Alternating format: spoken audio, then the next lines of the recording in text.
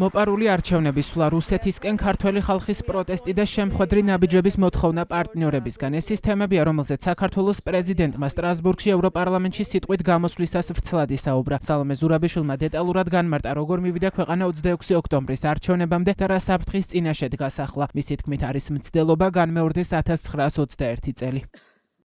გადამწყვეტი დრო დგას, იმიტომ რომ რამდენიმე დღე და თვეა ჩვენ ფაქტობრივად ვგრძნობთ, რომ 1921 წელში ვიმყოფებით და მოვლენები მეორდება. ეს ალბათ ხსნის იმას, რასაც ქვია სიმამაცე, რომლითაც დღეს საქართველოს მოსახლეობა რეაგირებს იმაზე, რასაც ხედავენ. შეიძლება ბევრმა ვერ დაინახა და მეც ნათლად ვერ დავინახე ქართული ოცნების რუსული გზა, რომელიც დაიწყო გავრილოვის ინციდენტის დროს. ეს ძალიან უცნაური ინციდენტი იყო. შემდეგ 2022 წლის თებერვალში უკრაინაში ომი დაიწყო. 24-ში დაიწყო აქტიურად რუსული აგრესია. პრემიერ-მინისტრი მივიდა საქართველოს 1921 წლის რუსული ოკუპაციის მონუმენტთან და იქ განაცხადა, რომ საქართველოს არ აქვს განზრახვა ჩაერთოს ფინანსურ და ეკონომიკურ სანქციებში რუსეთის წინააღმდეგ. ეს ემყარება ჩვენს ეროვნულ ინტერესს. არავითარი სანქციები იმ დროს არ შესულა ძალაში. შემდეგ იყო 2023 წელი, პირველი რუსული კანონის წარდგენა. შემდეგ რუსული რიტორიკა მოჰყვა უკრაინასთან დაკავშირებით. პრემიერ-მინისტრი ნატოს ადანაშაულებდა, რომ მან მოახდინა პროვოცირება ომის გაგრძელებისა, თუ არა მისი დაწყების. შემდეგ მოდის 2024 წელს მეორე რუსული კანონი, შემდეგ ისევ რუსული რიტორიკა, შემდეგ საქართველოს ერთ-ერთი მმართველის ივანიშვილის გამოსვლა, რომელიც გლობალური ომის პარტიაზე საუბრობდა და ევროპელ პარტნიორებს ფაქტობრივად ყველაფერში ადანაშაულებდა.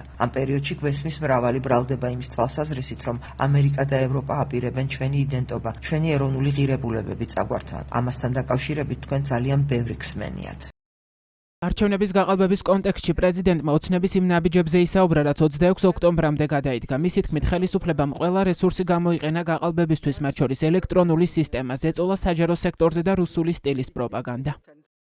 ასე მოვედით ჩვენ რუსულ არჩევნებთან, რომელზეც იყო სისტემური მასობრივი გაყალბება და ეს გაყალბება იყო ძალიან დახვეწილი, კარგად დაგეგმილი, იმიტომ რომ საარჩევნო კოდექსში ცვლილებები შეიტანეს გაცილებით ადრე. ელექტრონული ხმის მიცემაც გამოყენებული იყო იმისთვის, რომ მომხდარიყო გაყალბება, ადმინისტრაციული რესურსები, რა თქმა უნდა საჯარო სექტორის დაშინება. ეს ყველაფერი იყო გაცილებით ადრე არჩევნებამდე. რუსული სტილის პროპაგანდა არჩევნებამდე და არჩევნების დროს. ჩვენ ნახეთ პოსტერები, რომლებზეც ერთად იყო გამოსახული უკრაინის დანგრეული ქალაქები, თეატრები და მეორე მხარეს იყო გაბრწყინებული საქართველო, რომელმაც გააოგნა ბევრი ქართველი, იმიტომ რომ ეს არ არის ქართული სტილი. ამაში ჩანს რუსული ხასიათი ასევე. 600 მილიონი ლარი, რომელიც დაახლოებით 200 მილიონი დოლარია, იძულებული გახდნენ, რომ გაეყიდათ ოქტომბერში იმისთვის, რომ კომპენსირება მოეხდინათ ყველაფრის, რასაც აკეთებდნენ.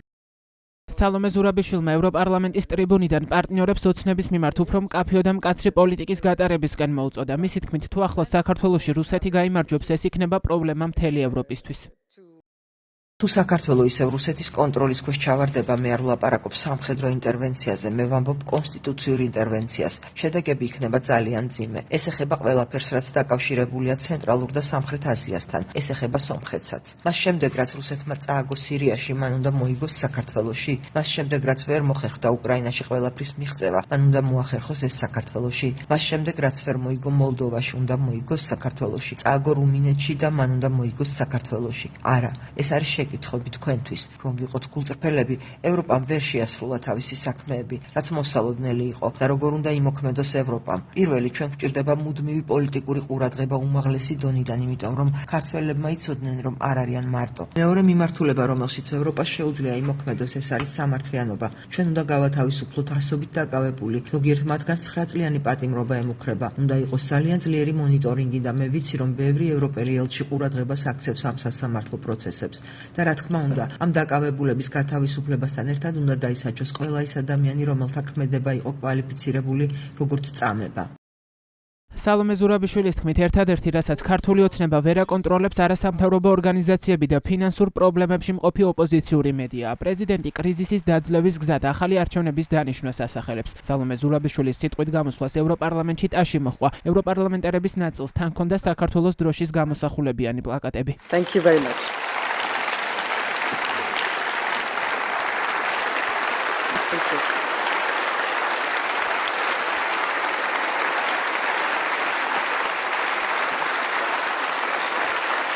პრეზიდენტის სიტყვით გამოსვლამდე სალომე ზურაბიშვილს მიმართა ევროპარლამენტის პრეზიდენტმა რობერტა მეცოლამ. მან თქვა, რომ ევროპარლამენტი მტკიცედ დგას ქართველი ხალხის გვერდით. დღეს გვეწვია საქართველოს პრეზიდენტი სალომე ზურაბიშვილი. პრეზიდენტო, კეთილი იყოს თქვენი დაბრუნება ევროპარლამენტში. ევროპარლამენტის სახელით ვლაპარაკობ. როცა ყველა ქართველს, ვინც ევროპისგან მხარდაჭერას ელის, ვეუბნები, რომ ისინი მარტო არ არიან. ჩვენ გხედავთ, ჩვენ გვესმის თქვენი, ჩვენ თქვენს გვერდით ვართ. ჩვენ მტკიცედ ვდგავართ ქართველი ხალხის გვერდით და ჩვენი კარი ყოველთვის ღია დარჩება. სალომე ზურაბიშვილის სიტყვით გამოსვლას ევროპარლამენტში შეფასებები მოჰყვა თბილისში. ოცნების ლიდერები ამბობენ, რომ ზურაბიშვილის აქტივობების საინტერესო აღარ არის, რადგან მათი თქმით მას პოსტზე ყოფნის რამდენიმე დღე დარჩა და სკამს ეჭიდება. ოპოზიციონერი პოლიტიკოსებისა და ექსპერტების ნაწილს კი მიაჩნია, რომ საქართველოში ლეგიტიმაციის მქონე მხოლოდ პრეზიდენტის ინსტიტუტია და ზურაბიშვილის გზავნილები მნიშვნელოვანია. აბსურდულია მის ყველა განცხადება. სალომე ზურაბიშვილი აღარ არის აქტუალური. რაღა დარჩა, კვირანახევარი დარჩა თანამდებობაზე.